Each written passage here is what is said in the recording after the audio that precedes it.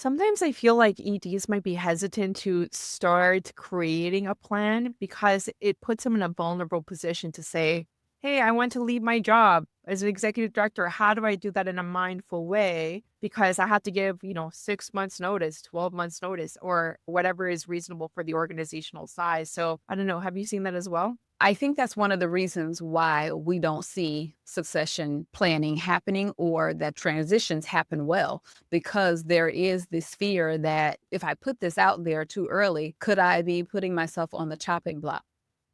Hi, I'm your host, Maria Rio. I moved to Canada as a refugee, used charitable services myself, and have been fundraising for over a decade. I love exploring ways our sector can grow, change, and make the world more equitable. The Small Nonprofit Podcast is where we do just that. I believe small nonprofits are where the most transformative work happens. But we've been set up to fail by systems that expect us to do more with less. Every week, I sit down with leaders, fundraisers, and changemakers who are doing things differently. They're building sustainable funding without compromising their values, creating power instead of dependence, and pushing back on the broken systems we've all inherited. You'll walk away with actionable strategies you can use, not just inspiration. So if you're ready to stop scrambling and start building something that lasts, you're in the right place. Let's get into it. Hello. Welcome back to another episode of the Small Nonprofit Podcast. I'm your host, Maria Rio, and today we're going to be talking about succession planning, culture change, and nonprofit leadership. To do just that, I brought on an amazing guest, Dr. Keena, to say hi to you today. Hello, Dr. Keena. Hello, thank you for having me. So happy for you to be here. For people who don't know you just yet, can you quickly introduce yourself? So, my name is Dr. Keena Mosley. I have over 20 years of experience in leadership development, whether that's in the education or the nonprofit space.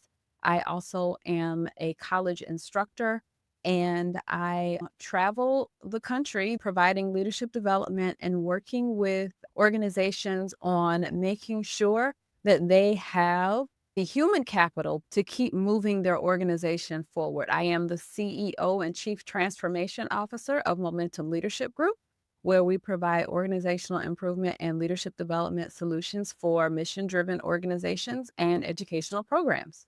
What do you think are the biggest challenges facing nonprofit leaders today?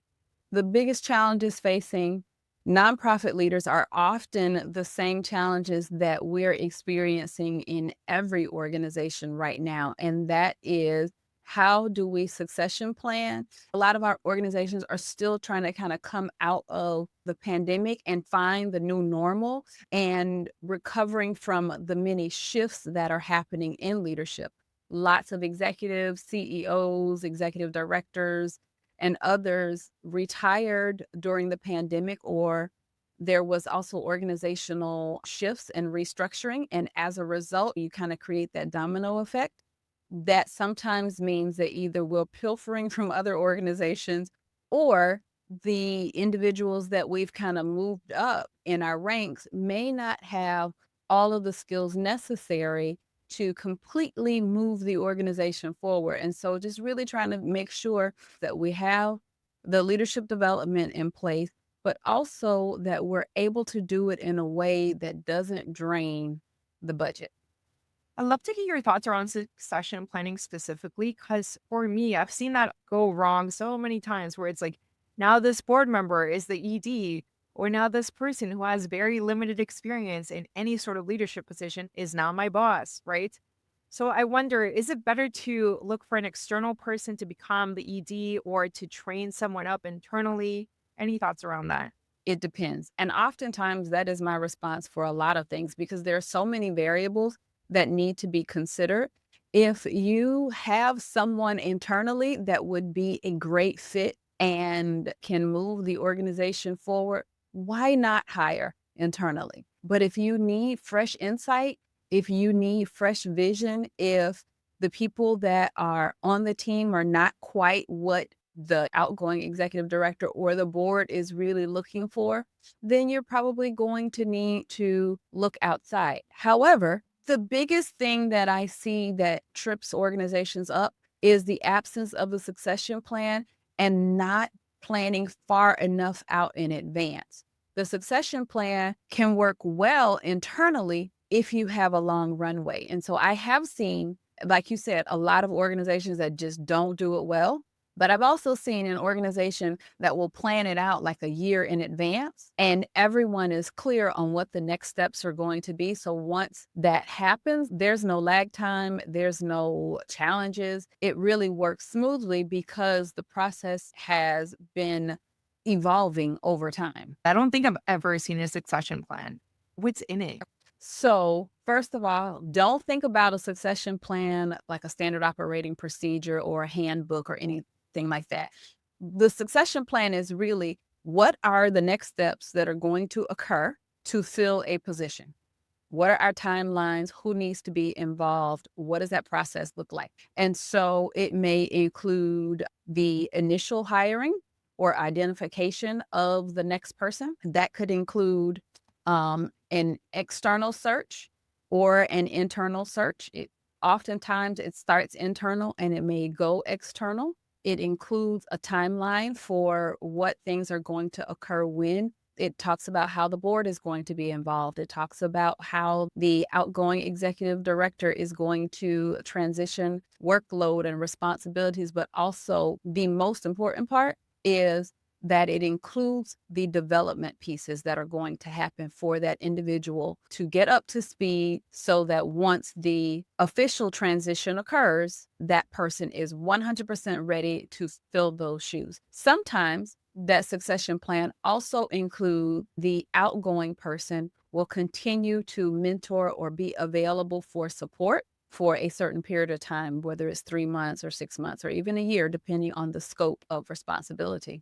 Sometimes I feel like EDs might be hesitant to start creating a plan because it puts them in a vulnerable position to say, hey, I want to leave my job as an executive director. How do I do that in a mindful way? Because I have to give, 6 months notice, 12 months notice, or whatever is reasonable for the organizational size. So I don't know. Have you seen that as well? I think that's one of the reasons why we don't see succession planning happening or that transitions happen well, because there is this fear that if I put this out there too early, could I be putting myself on the chopping block?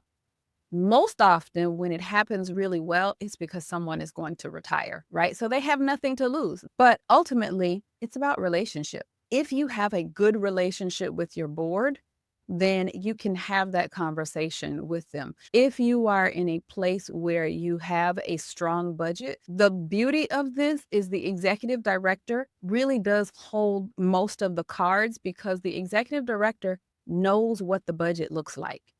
So if it is financially planned for and if there is some type of a written agreement around what this looks like, then I don't really think that an executive director would have that much to worry about. But you got to put all the pieces in place. Succession planning typically happens best when all of the pieces are working together well. So let's say your ED retires, so you now have a new ED. That new person might also be facing some challenges that maybe the previous ED knew about. Maybe it's their first time becoming a leader. What would be your top 2 tips for a new leader entering an organization? The first responsibility of leadership is learning.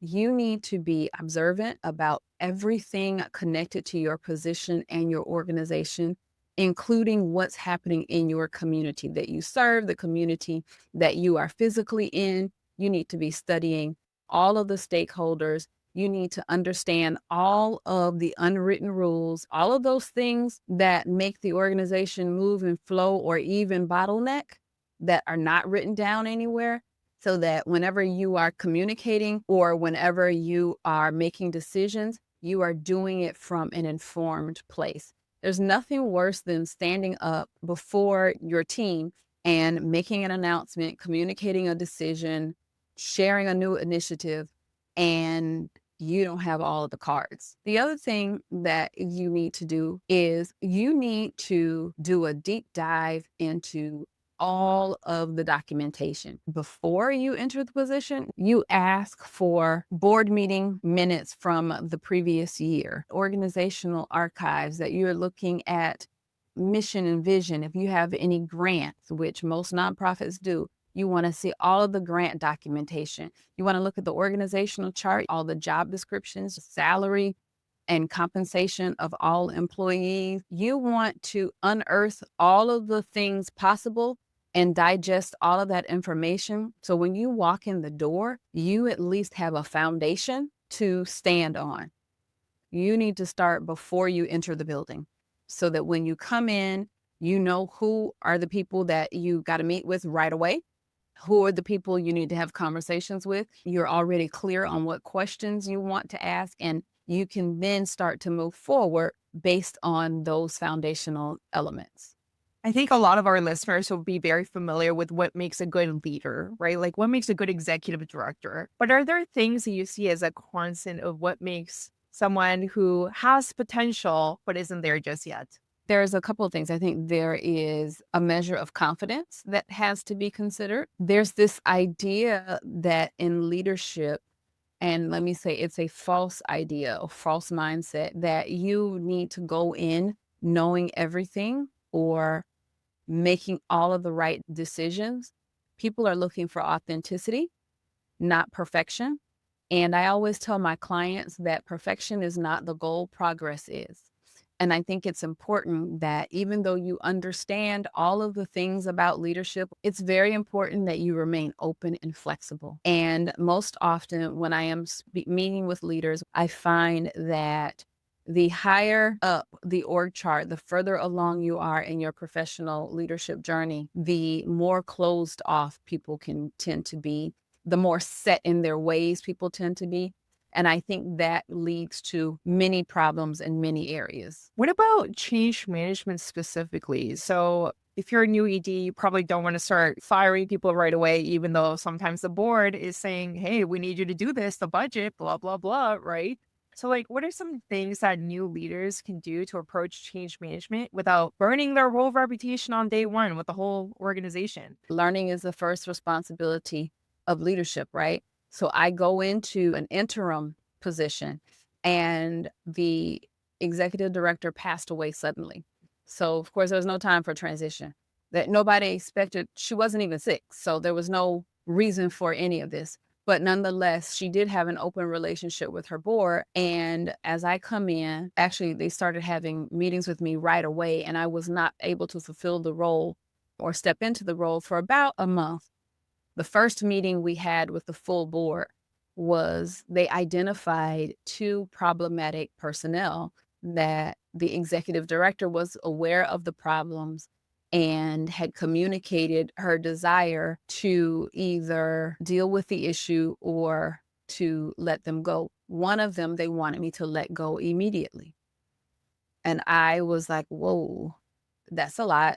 And by the way, I'm interim. My job is to just steady the ship and help you find a replacement. Nonetheless, I go in and I tend to be very methodical in my decision making. And I am meeting with all of the key stakeholders. I am having individual conversations. I'm making my observations. And what I find out is there are some things that are going on that the board may not be aware of, that if not handled properly could get the organization in trouble if I just moved right into termination.